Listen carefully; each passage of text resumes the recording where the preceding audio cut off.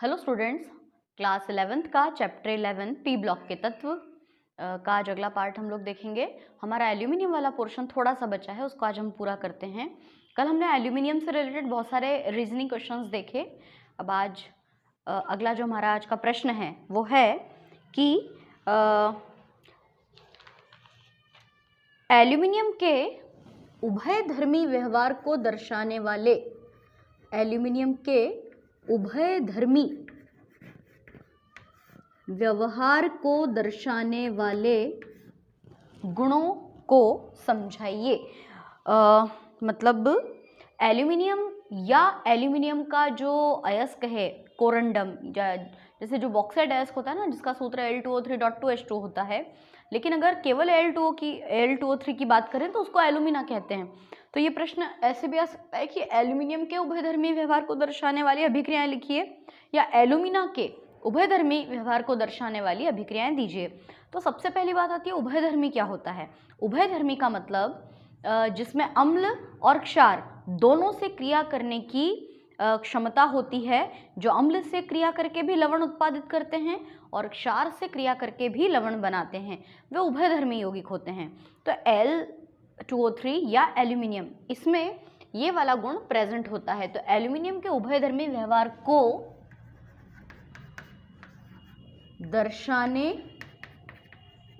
वाली अभिक्रिया दीजिए, है ना, अभिक्रिया लिखो, ये हमारा प्रश्न है।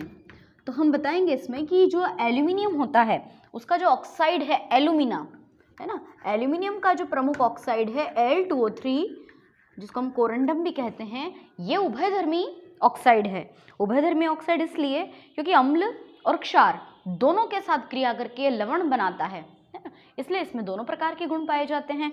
इसलिए हम कह सकते हैं कि ये ऑक्साइड ना तो अम्लीय ऑक्साइड है ना क्षारीय ऑक्साइड है। ठीक है, तो क्या करता है ये यौगिक, ये Al2O3 अम्ल से क्रिया करता है। जैसे मान लो इसकी क्रिया अपन हाइड्रोक्लोरिक अम्ल से करा दें, HCl एक प्रकार का अम्ल है, तो अम्ल से क्रिया करके ये लवण बनाएगा, LCl3 बनाएगा और एल्यूमिनियम ट्राइक्लोराइड बन गया। बचेगा क्या, लवण के साथ में सदैव जल भी मुक्त होता है ना। LCl3 एक प्रकार का लवण है, साथ में जल मुक्त हो रहा है, वो आपको इसको बैलेंस करना है। और कल की वीडियो में मैंने आपको ये बताया था कि जो एल्यूमिनियम है वो त्रिसंयोजी धातु है ना, या त्रिसंयोजी तत्व है, तो उसकी संयोजकता सदैव 3 होगी। तो आपको ऑक्साइड या क्लोराइड या हाइड्रोक्साइड आप जो भी लिखोगे वो 3 ही लिखना होगा। बैलेंस कैसे करें, क्लोरीन 3 बार है, यहाँ आप 3 लगा दो, हाइड्रोजन 3 हो गया, या यूं कह लो ऑक्सीजन 3 बार है, ऑक्सीजन को 3 करने के लिए यहाँ 3 लगा दो। हाइड्रोजन कितना हो गया, 3 दूनी 6 हाइड्रोजन, तो इसके लिए आपको यहाँ पर 6 लिखना पड़ेगा।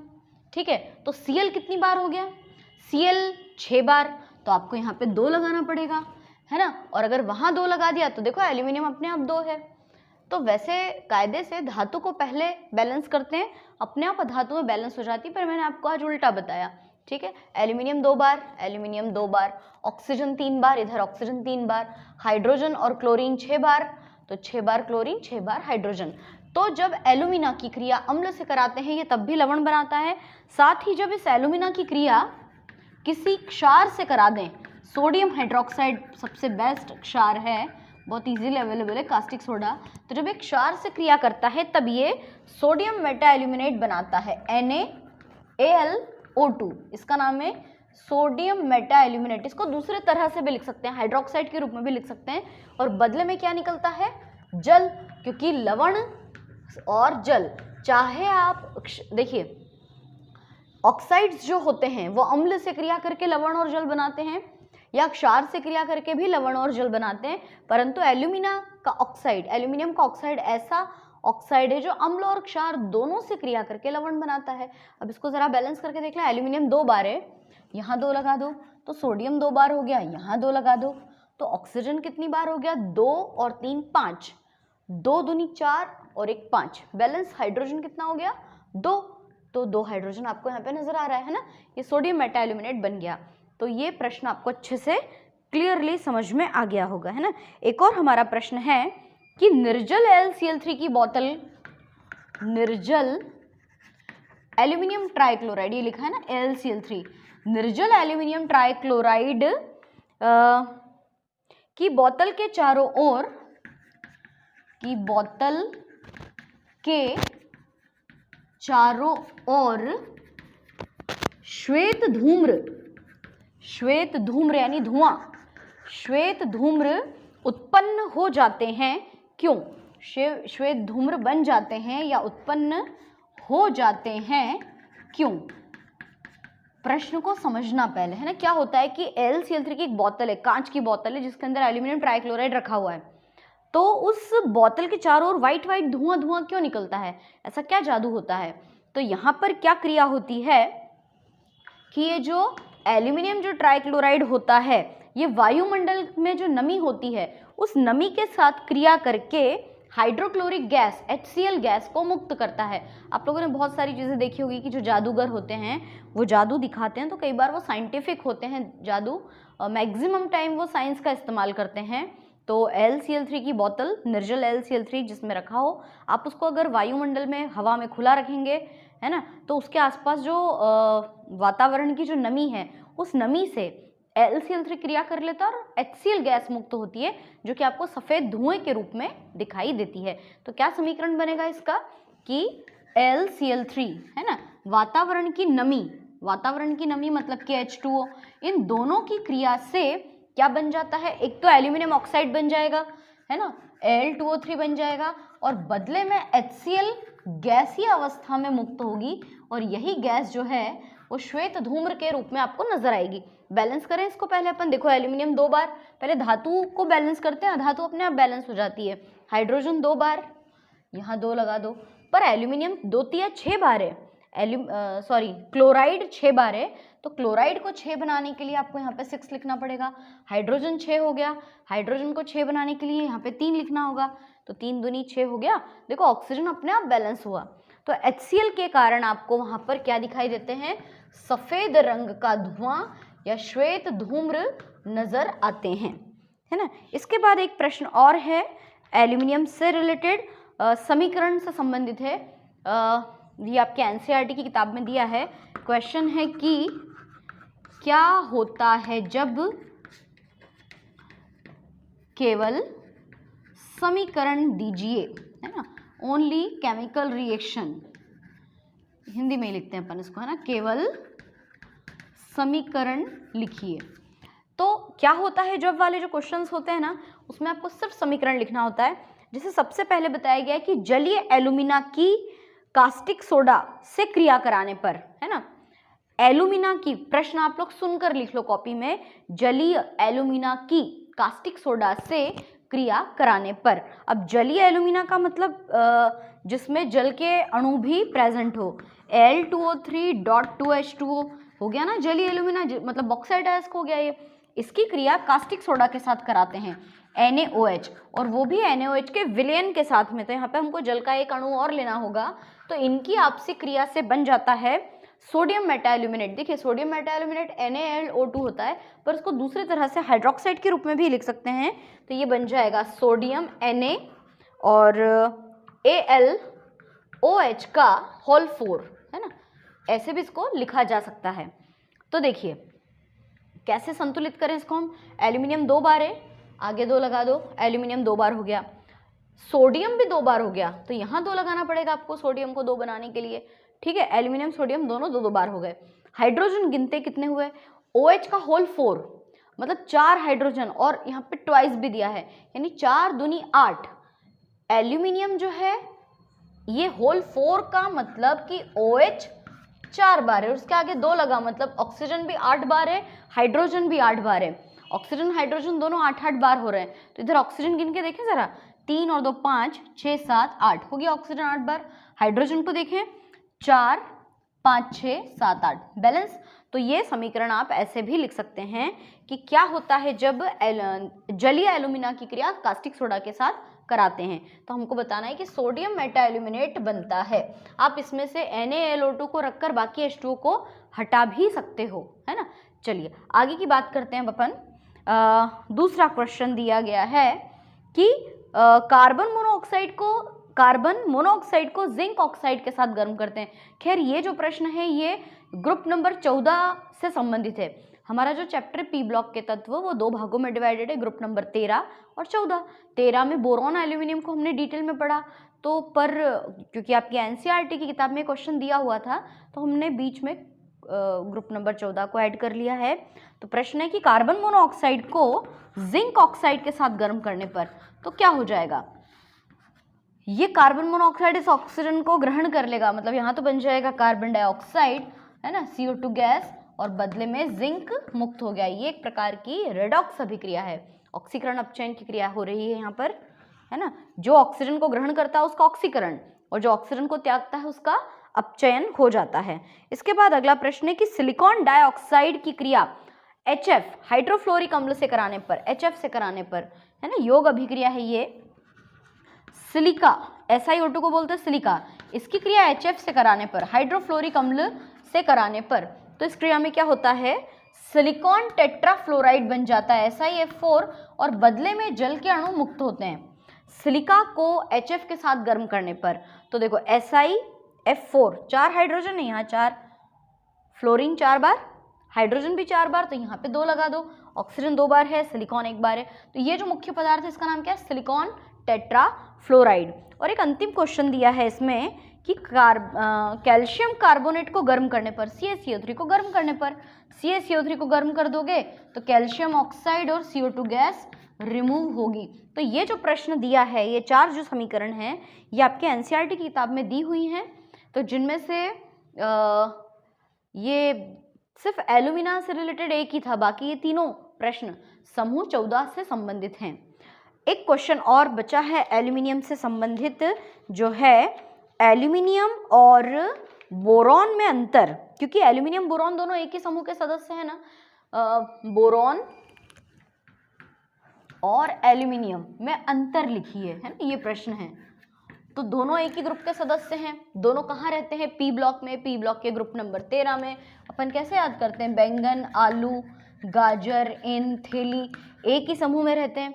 तो मेंडलिफ ने एक ही समूह में किन तत्वों को रखा था, जिनके गुण समान होते हैं, उनको सबको एक ही साथ रखा, लेकिन एक ही समूह में रहते हुए भी बोरॉन और एल्यूमिनियम में कुछ ना कुछ अंतर है। सेम ऐसे ही जब अपन अगला ग्रुप पढ़ेंगे ना, कहे शिव जी सुनो पार्वती, है ना, तो उसमें भी कार्बन सिलिकॉन एक ही घर में रहते हैं, लेकिन फिर भी इन दोनों में डिफरेंस पाया जाता है। तो पहले हम लोग पढ़ते हैं बोरॉन और एल्यूमिनियम में डिफरेंस। तो हमारा पहला अंतर है कि जो बोरॉन है ना, बोरॉन क्या है, अधातु है ना, लेकिन एल्यूमिनियम क्या चीज़ है, एल्यूमिनियम तो भाई धातु है, एल्यूमिनियम धातु है, पहला पॉइंट है ना, बोरॉन अधातु है, एल्यूमिनियम धातु है, पहला अंतर हुआ ये।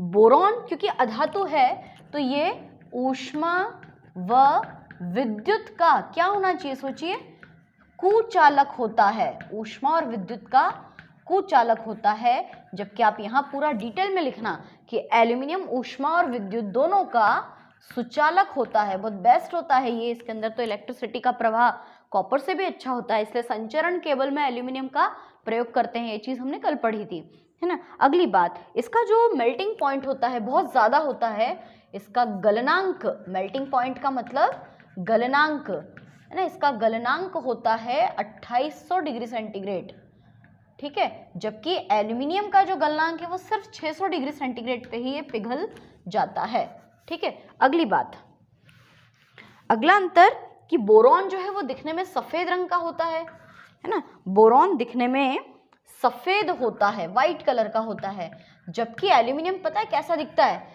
चांदी के समान सुंदर चमकदार, चांदी के समान चमकदार। चांदी कितनी महंगी धातु है ना, एल्यूमिनियम उसकी तुलना में काफ़ी सस्ती है, लेकिन दिखने में वो एकदम चांदी जैसा सुंदर चमकदार दिखाई देता है।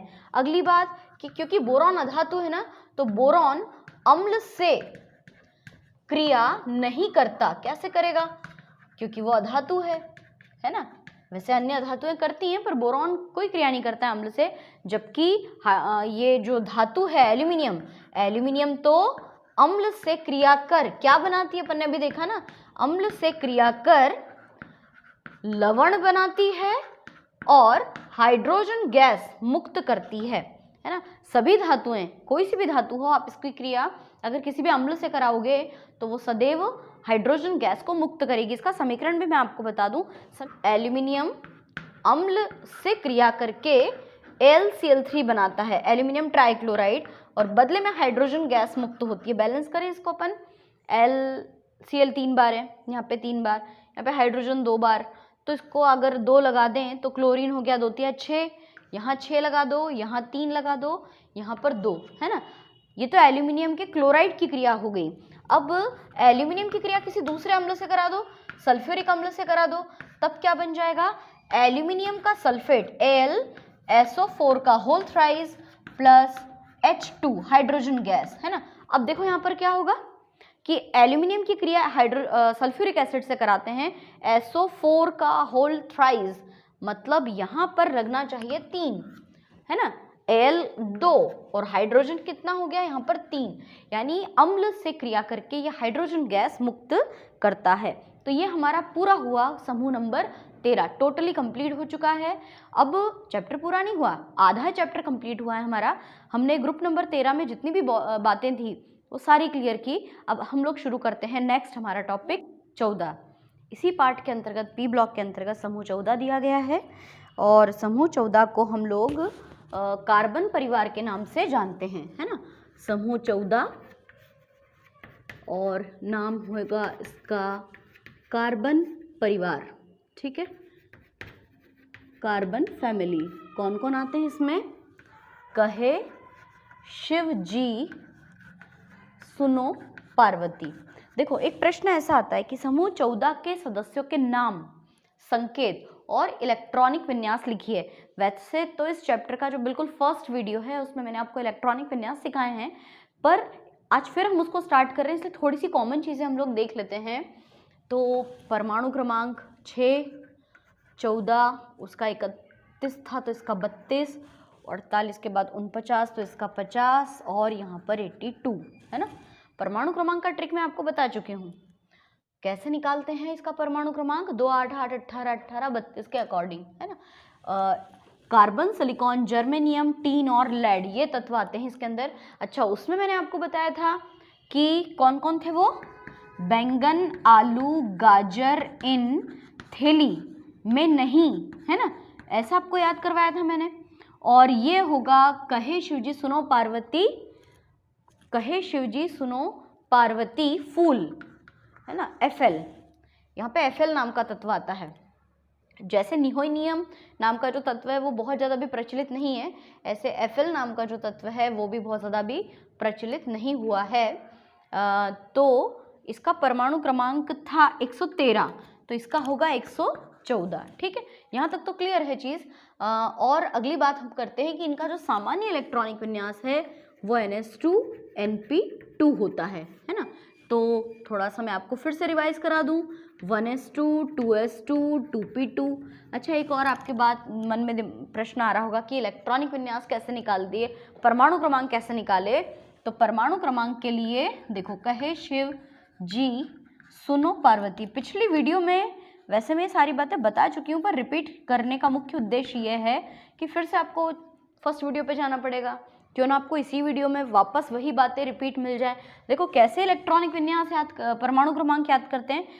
डी ब्लॉक के तत्व आते हैं यहाँ पे, है ना, और यहाँ पे तत्व आता है जनता, कर देगी, हंगामा। परमाणु क्रमांक होता है इसका 30, 48, 80। 12th वालों को तो बहुत अच्छे से याद है, ये आपको भी याद होना चाहिए। आप तो ये याद रखो, जनता, कर देगी, हंगामा, 30, 48, 80। तो आपको इनका तो याद है 6 और 14, है ना, कंटिन्यूअस तो कम से कम 30 तक हमको याद होना ही चाहिए।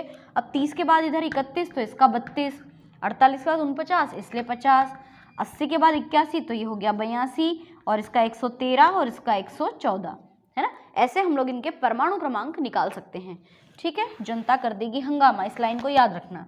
अब आगे की बात करते हैं। इलेक्ट्रॉनिक विन्यास पूरे यदि हम लिखें तो यहाँ पे आप लिख सकते हो नियॉन 10, बाह्यतम कक्षा का क्या हो जाएगा, 3s2, 3p2। इसकी बाह्यतम कक्षा का क्या हो जाएगा, 4s2, 4p2। इसकी बाह्यतम कक्षा का 5s2, 5p2।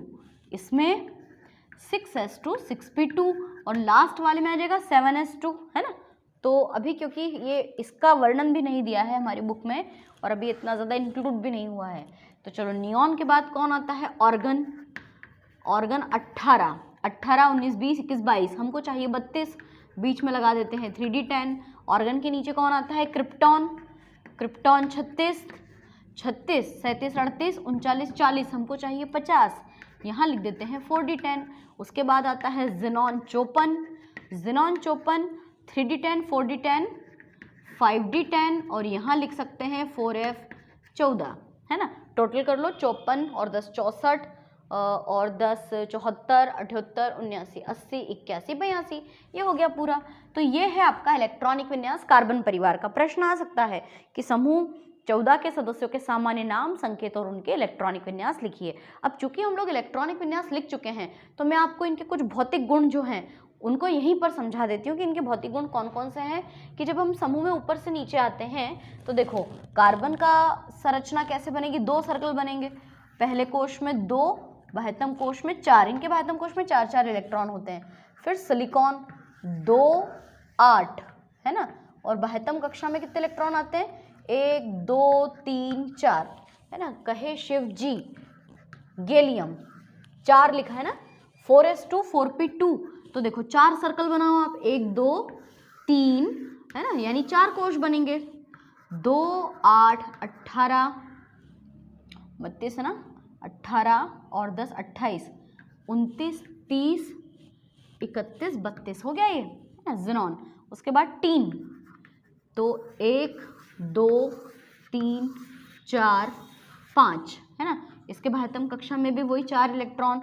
और अंत में आता है लेड, 1, 2, 3, 4, 5 और सबसे बाह्यतम कक्षा 6, ठीक है। ऐसे इसमें इलेक्ट्रॉन्स आते हैं। तो किसी भी वर्ग में जब हम ऊपर से नीचे आते हैं, समूह में जब हम ऊपर से नीचे आते हैं तो लगातार हमको परमाणु त्रिज्या बढ़ती हुई नजर आ रही है।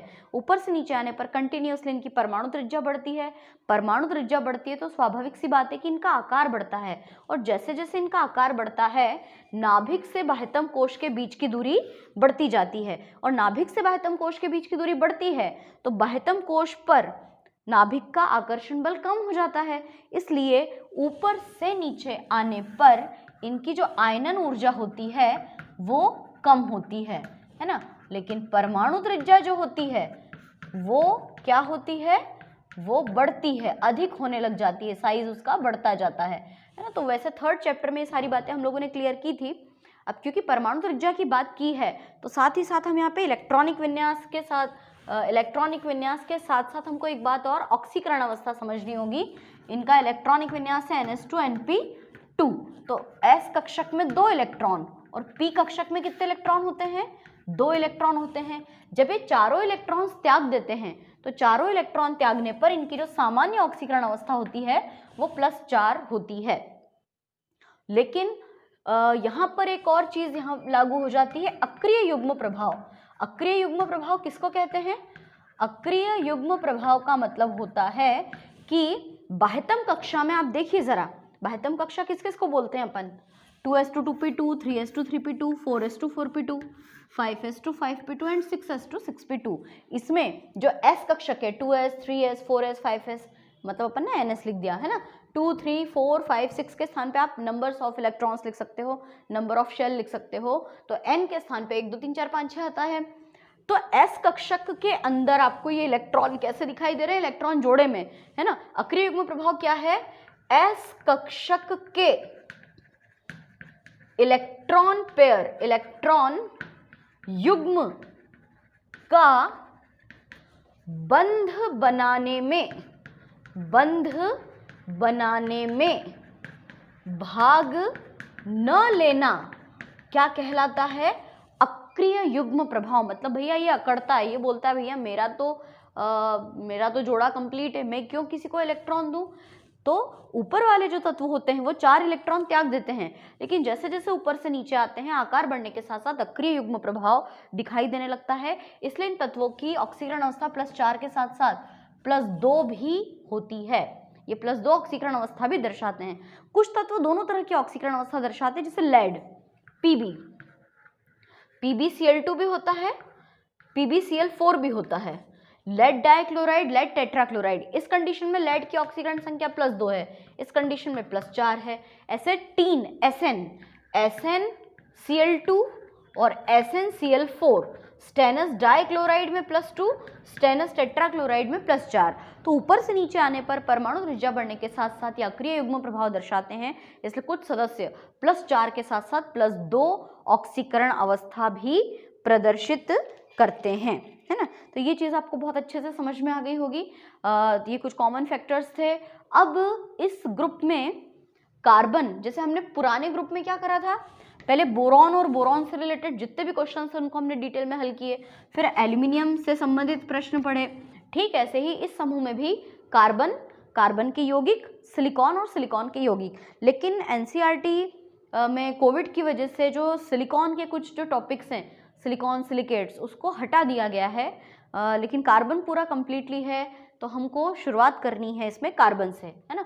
कार्बन की अगर हम लोग बात करें तो मैं आज बहुत ही बढ़िया इंपॉर्टेंट क्वेश्चन आपको बताती हूँ जो कार्बन और सिलिकॉन में डिफरेंस भी बताता है ना। एक ऐसा कॉमन प्रश्न हम लोग पढ़ते हैं जो कार्बन और सिलिकॉन दोनों से रिलेटेड है ना। क्या प्रश्न है वो सुनना, कि क्या कारण है कि